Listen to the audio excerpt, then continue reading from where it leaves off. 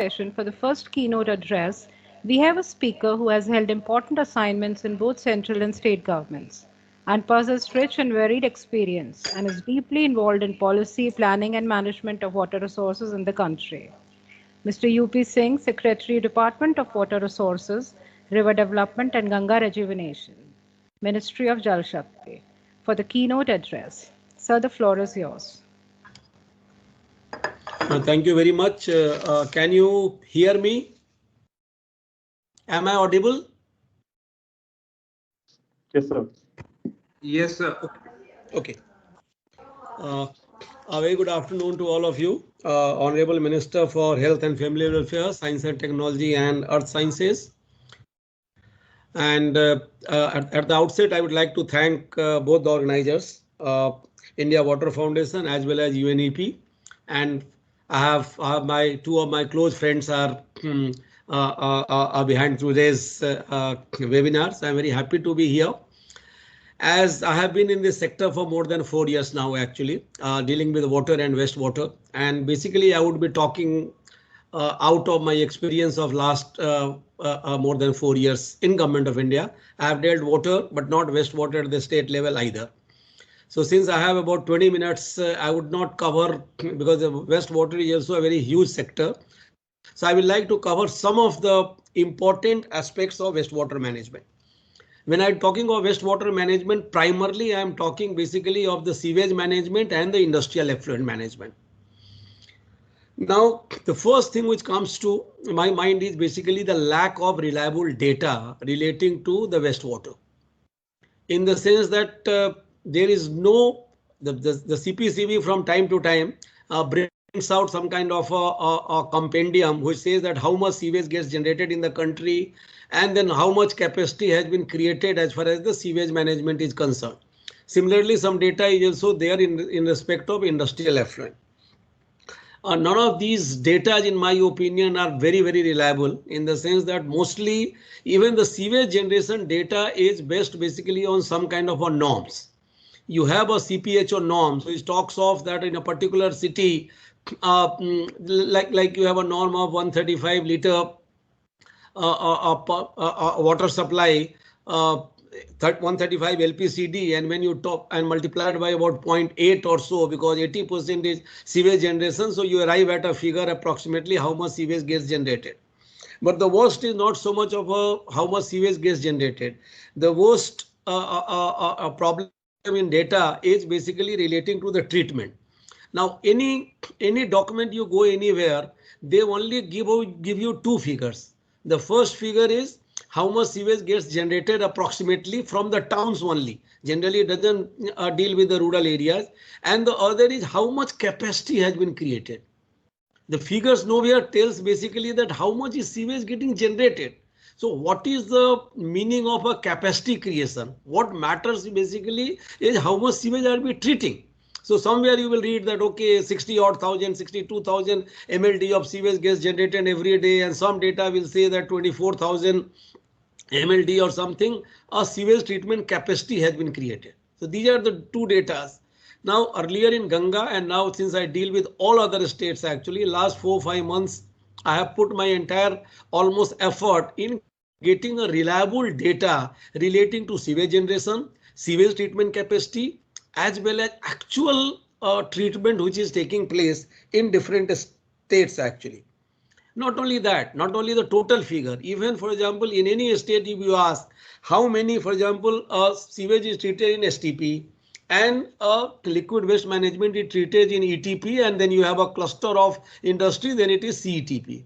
Now the data, simple data, any state you go to Maharashtra, you go to Gujarat, any state you find out how many STPs they have, when were these STPs commissioned, what technology kind of is used in that sewage treatment plant, what is its capacity and what is its capacity utilization in terms of what is the average quantity of sewage getting treated in that, what is the quality of treatment. But before that, even whether it's a functional or not functional, but then what is the quality of treatment?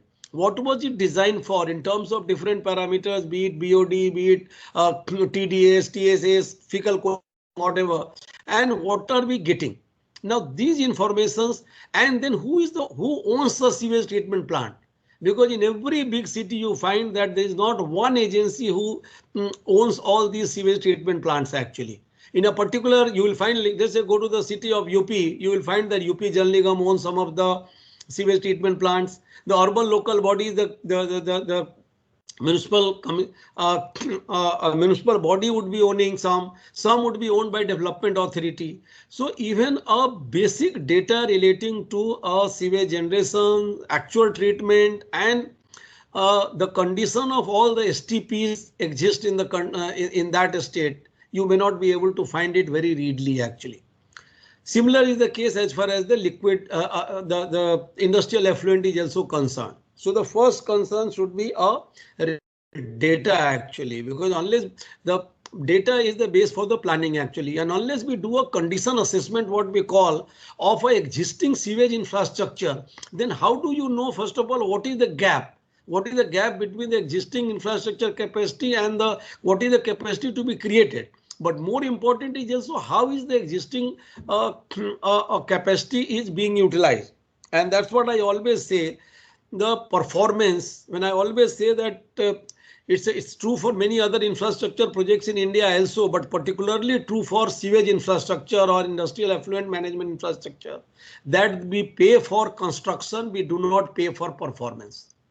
And that is something which we must focus. Everybody talks of we have so much sewage gap, we have so much treatment capacity, so much extra treatment capacity is to be created. I would say that treatment capacity, let it wait. We have a low hanging fruit in terms of existing sewage infrastructure, which is very underutilized.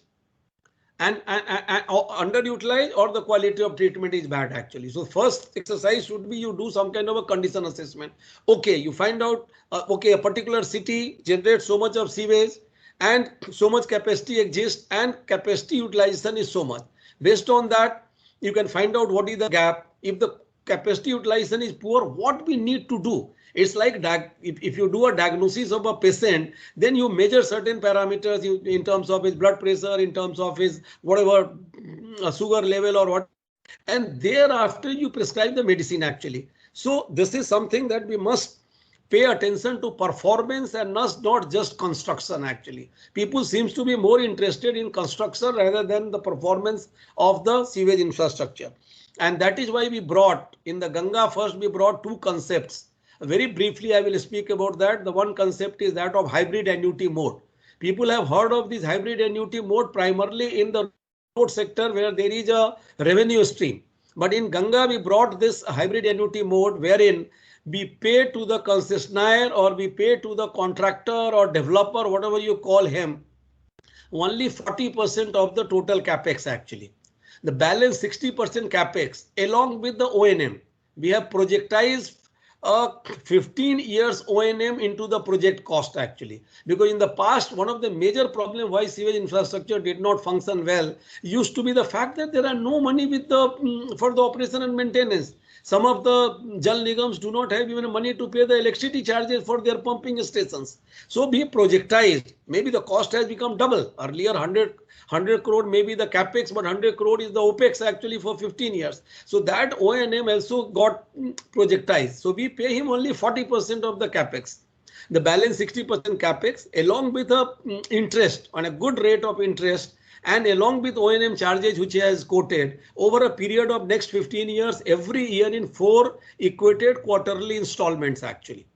Subject to, there is a big subject to, or there is a big if there, subject to the fact that he fulfills the conditions, of parameters. So unless he satisfies the parameters, he doesn't get paid actually. So that is a great incentive for him. Otherwise, earlier he used to make a plant and go away from there. He is not bothered about functioning of the plant. Now, since his 60% of capex, his O&M charges, everything is linked to the functioning of that project. What he does is right from the beginning, from the design stage itself, he is particular about good functioning or proper functioning of that plant. So accordingly, he makes in an optimum design. He is concerned about the quality, because tomorrow whatever he has to do the operation and maintenance within the amount which he has quoted actually. So So he has to be concerned about quality from the beginning. So this is one, but we did not stop here. We went one step further. In some of the cities like Kanpur, Allahabad and all today, we have a concept called one city, one operator. Then we said, no, for entire city, I will deal with only one developer and only one operator.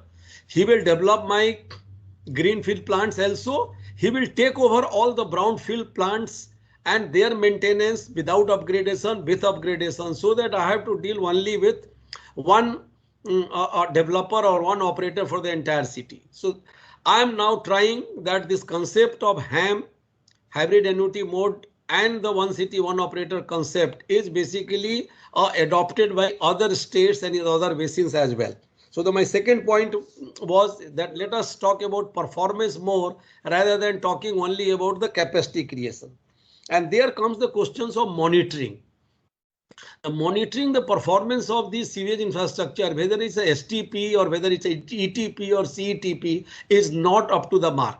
Since there is hardly any state which has a proper online monitoring system in this age of technology, where you can always have a sensor or whatever SCADA system in position. So that kind of a monitoring is not there. So the third aspect, I would say that we must monitor. Of course, certain things have been done by the CPCB in case of industry, whereby online computerized effluent monitoring system is in position for most of the gross polluting industries. But then there are issues there relating to the online monitoring also. But monitoring is a very important aspect of sewage or the liquid waste management, both sewage as well as industrial effluent management. The fourth point is a lot of people talk about the norms. Norms or standards. And one standard, everybody would say that everybody talk in terms of tightening the standards actually. But if you tighten the standards, it comes at certain costs actually. Now, we are not a country. I always say that first I will like to have 2 square meals and then only I will bother about whatever desert or something. Now someone say that no, existing sewage treatment plants only are designed for 30 BOD or something. Let us make it to 10 BOD or something. Let us improve the norms. Now, I would say that in a country where we don't treat almost 75% of sewage, should our priority not should be treating balance 75%, or should we basically spending our scarce resources on only upgrading already existing and functional STPs? So I would say, and then one should understand, for example, even if you bring down, let's say you some coliform level for your sewage treatment plant, even if you reduce coliform doesn't come only because of the STP's outlet into a river or something. Fecal coliform is caused by many things. Whenever our rivers are not like rivers in the West, for example, it's not that our cattle, our human beings, a lot of agriculture waste, everything goes into the river actually. So coliform, even if you have the very tight coliform norms for the STP, it may not be effective. And second thing, norms should be basically dependent on what kind of use we are going to make of that treated water actually. If I'm going to use that treated water for, let's say, irrigation purposes or the cooling purposes or certain kind of processes which doesn't require very great water quality, then why should I subject it to treating to a, I'm not utilizing in India a wastewater for a drinking water purposes actually, and we should not right now also aim for that, because anything, any tighter norms, any such things involves a huge cost actually. So we have to prioritize basically the funds which is available. The next point, a lot of people talk about technology actually, but before technology, a lot of debate also has gone regarding, let's say again, I'm talking of sewage treatment plants, whether it should be basically a decentralized sewage treatment plant or centralized sewage treatment plant. Mostly in India, we has gone for centralized sewage treatment plants, especially in case of river rejuvenation. So what we do is we allow all the sewage to flow to one place. We do a interception diversion or through the network, and we take it to a sewage treatment plant which is located close to the river. We treat it, and thereafter treated water we allow it to go to the river actually.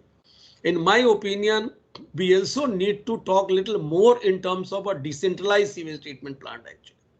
In the sense that, let's say the colony where I hope my friend Ashutosh is also there, we live in a particular colony called New Motiwa colony in Delhi, and be entire, it's a zero liquid waste, it's a zero ZLD kind of a colony, in the sense that whatever liquid waste gets generated there gets treated, and the treated water gets utilized inside the colony itself. So we should go for, in my opinion, more and more for a decentralized solution rather than basically focusing only on centralized solution. And the other thing is, whenever we talk of liquid waste management, we talk only in terms of sewage treatment plant. No, sewage treatment plants are costly. Sewage treatment plants are difficult to maintain. You have other things, for example, like fecal sludge management or septage management. In India, especially in rural areas, even many urban areas, you have a septic tanks and all already in very large numbers. So number of states, for example, Odisha has done very well as far as the septage management or the fecal sludge management. So they have basically looked at sewage treatment plants only for their bigger cities like maybe Bhubaneswar or Cuttack or maybe Rourkela or Sambalpur. But for a smaller cities, they have gone for a fecal sludge management or the septage management, which is very important actually. But anyway, one size does not fit all. Somebody talks of that this technology, that technology. My take on this, that we should have a neutral, we should be neutral as far as the technology is concerned actually. And if I have a lot of land in my rural areas, why should I go for a MBBR or SBR or any such technology? For me, a simple waste stabilization pond would be fine actually. So it all depends on kind of what is, first of all, use of the treated water, and secondly, whether we have sufficient land available and some other things. So I would say on two things here. One is, let us now try to focus a little more on decentralized sewage treatment plants. Why should, if a new housing society or something is coming, why should it not treat entire water, entire wastewater which gets generated from that society and gets treated inside the colony, and treated water is used inside the colony? Why should it find its way to our drains and all and finally into the river actually? And secondly, apart from sewage treatment plants, the septage management or the fecal sludge management is very important. And thirdly, one size does not fit all. Somewhere even a constructed wetland could be fine. Somewhere maybe SBR or MBBR would be required, or somewhere only a waste stabilization pond will do. But what is more important is my end product actually, and not so much on technology, which a lot of people keep talking of. Lastly, I would like to talk about a recycle reuse of water. We all know, for example, we all know about New Water of Singapore. Everybody talks about how much sewage gets treated in let's say Israel, and how almost 80% or 90% or 95% of the treated water is also gets reused or recycled actually. Now in India, one problem is that we don't treat almost 70-75% of our water actually. But whatever water treated also, that's recycled reuse levels are very low, even though some good work has been done in the recent past. For example, in Bangalore city, more than 50% of the Bangalore city's treated water goes into basically is benefiting the farmers in the nearby drought affected districts of Karnataka actually. And there are many other cases. Take the case of Nagpur, whereby secondary treated sewage is basically purchased by a developer or operator, and then he does a tertiary treatment, and thereafter he has laid the pipeline for two nearest power